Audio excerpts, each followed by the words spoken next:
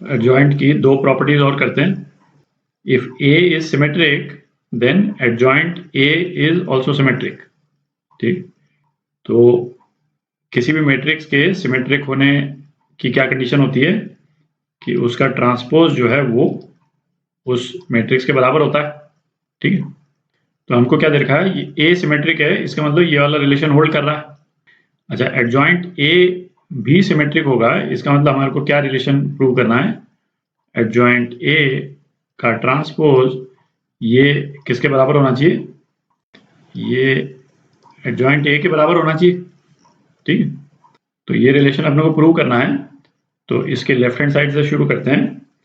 Adjoint A का transpose, ठीक है। अच्छा, ये रिलेशन तो हम प्रूव कर चुके हैं, ये तो हर एक मैट्रिक्स के लिए एप्लीकेबल है। ठीक है, एडजॉइंट ए का जो ट्रांसपोज है वो एडजॉइंट ए ट्रांसपोज के बराबर होता है, तो ये किसके बराबर हो जाएगा, एडजॉइंट ए ट्रांसपोज, है ना। ये प्रॉपर्टी हमने सीधी यूज कर ली। अच्छा, हमको ये वाली सिचुएशन तो गिवन है, क्योंकि ए सिमेट्रिक है तो ए ट्रांसपोज ए के बराबर है, तो ए ट्रांसपोज की जगह अपन ए लिख सकते हैं। ठीक है, एडजॉइंट ऑफ ए ट्रांसपोज की जगह ए लिख दिया, तो यही आ गया अपने पास में, है ना। जो राइट हैंड साइड जो हमको प्रूव करना था यही चीज आ गई, है ना। हेंस प्रूव्ड कि ए यदि सिमेट्रिक है तो एडजॉइंट ए भी सिमेट्रिक होगा। नेक्स्ट प्रॉपर्टी देखते हैं। नेक्स्ट प्रॉपर्टी, एडजॉइंट अल्फा ए, है ना। अल्फा कोई भी कांस्टेंट है तो ये किसके बराबर होगा, alpha raise to power n minus one into adjoint A. n जो है वो मैट्रिक्स का ऑर्डर है, तो अगेन इस वाले केस के लिए भी अपन इस वाली प्रॉपर्टी को यूज करेंगे। ठीक है, तो अपने को क्या टर्म चाहिए, एडजॉइंट अल्फा ए चाहिए। ठीक है, तो जहां पे भी, तो जहां जहां ए है वहां पे अल्फा ए डाल देते हैं यहाँ पे, है ना, इस वाले एक्सप्रेशन में। तो अपने पास में क्या आ जाएगा, alpha A adjoint of alpha A, और ये किसके बराबर आ गया, matrix of alpha A into identity matrix. ठीक है, अच्छा अब आप देखें इस वाले एक्सप्रेशन को ही, अल्फा ए वाला जो एक्सप्रेशन है इसमें किसी भी मैट्रिक्स को जब हम अल्फा से मल्टीप्लाई करते हैं, 3x3 मैट्रिक्स यदि मैं ले लूँ, है ना, A B C D E F G H I, है ना, ये मैट्रिक्स ले लिया अपन ने, उसको यदि अल्फा से यदि हम मल्टीप्लाई करेंगे तो अल्फा जो है वो हर एलिमेंट के साथ मल्टीप्लाई हो जाता है। ठीक है, अच्छा अब इसका हम डिटर्मिनेंट यदि लेते हैं, है ना, इसका डिटर्मिनेंट लेकर के यदि हम अल्फा को कॉमन लेंगे तो हमारे पास में क्या आ जाएगा, है ना, alpha raise to power n आ जाएगा, है ना। n जो है वो मैट्रिक्स का ऑर्डर है, भाई इस रो से कॉमन लेंगे एक अल्फा आएगा, सेकंड रो से कॉमन लेंगे दूसरा अल्फा, और थर्ड रो से कॉमन लेंगे तीसरा अल्फा, तो अल्फा क्यूब आ गया बेसिकली, है ना। मैट्रिक्स यदि बड़े ऑर्डर की होती तो और अल्फाज आ जाते, तो basically alpha raise to power n जो है वो कॉमन हो गया। ठीक है, और अंदर क्या रह जाएगा, डिटर्मिनेंट ए का डिटर्मिनेंट रह जाएगा, जो कि केवल हो जाएगा A B C D E F G H I. ठीक है, तो ये जो राइट वाला जो एक्सप्रेशन है इसको अपन क्या लिख सकते हैं, alpha raise to power n determinant A into I N, है ना, आइडेंटिटी मैट्रिक्स। तो alpha raise to power n इस अल्फा से कैंसिल आउट हो जाएगा, तो अपने पास में क्या आ गया, a adjoint of alpha a is equal to alpha raise to power n minus one determinant a into I N. ठीक है, अच्छा आप देखें इसमें हमको क्या प्रूव करना है, हमको ये प्रूव करना है, तो राइट हैंड साइड में alpha raise to power n minus one तो आ गया, एडजॉइंट a और चाहिए अपने को, तो दोनों तरफ एडजॉइंट a से हम मल्टीप्लाई कर देते हैं, तो एडजॉइंट a से यहाँ मल्टीप्लाई कर दिया और यहाँ पे भी हमने एडजॉइंट a से मल्टीप्लाई कर दिया।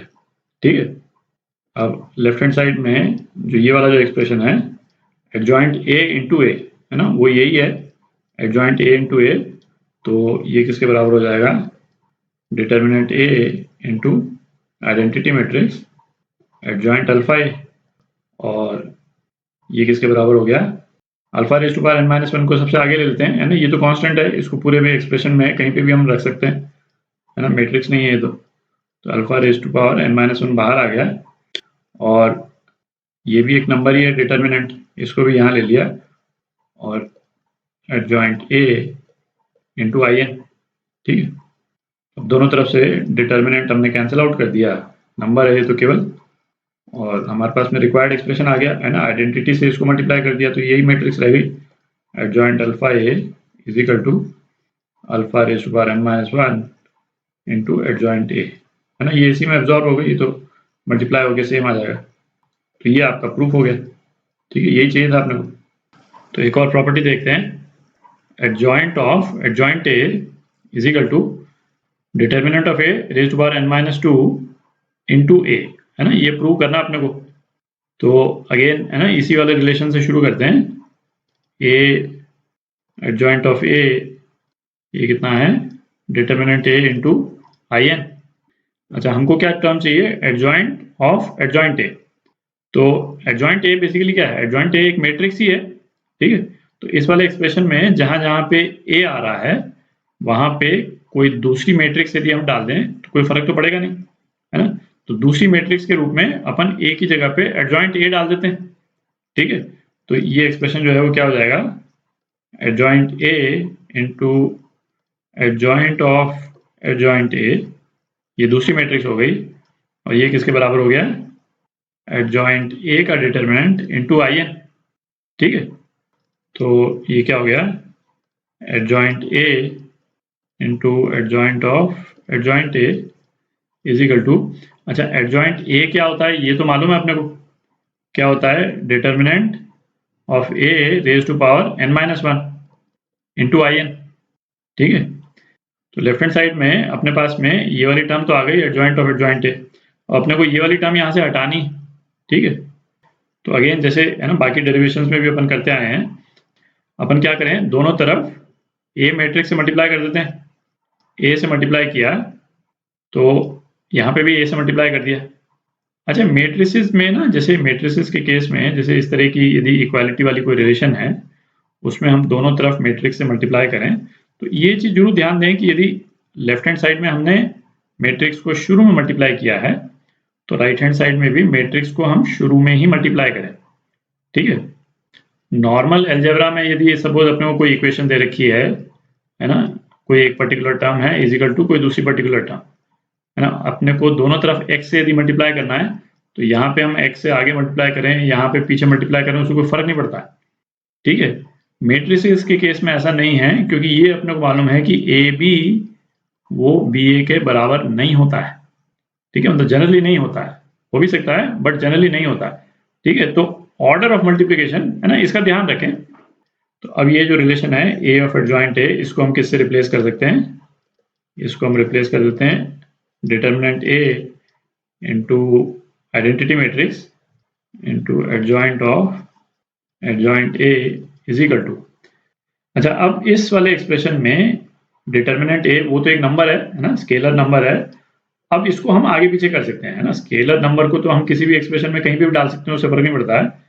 तो डिटर्मिनेंट को हम शुरू में ले आए और हमारे पास में क्या बच गया, ए इंटू आई एन बच गया, ठीक है। तो अब जो है ये स्केलर नंबर जो है इसको नीचे ले जा सकते हैं, यहाँ पे इससे डिवाइड कर देंगे तो क्या आ जाएगा, A raise to power n minus 2 A into I N, है ना, ये तो ए ही हो जाएगा, और यहाँ पे I N into adjoint of adjoint A, ये केवल ये एक्सप्रेशन रह जाएगा, तो एडजॉइंट ऑफ एडजॉइंट ए, ठीक। तो यही अपने को प्रूव करना था, तो ये रिलेशन आ गया अपने पास, ठीक है।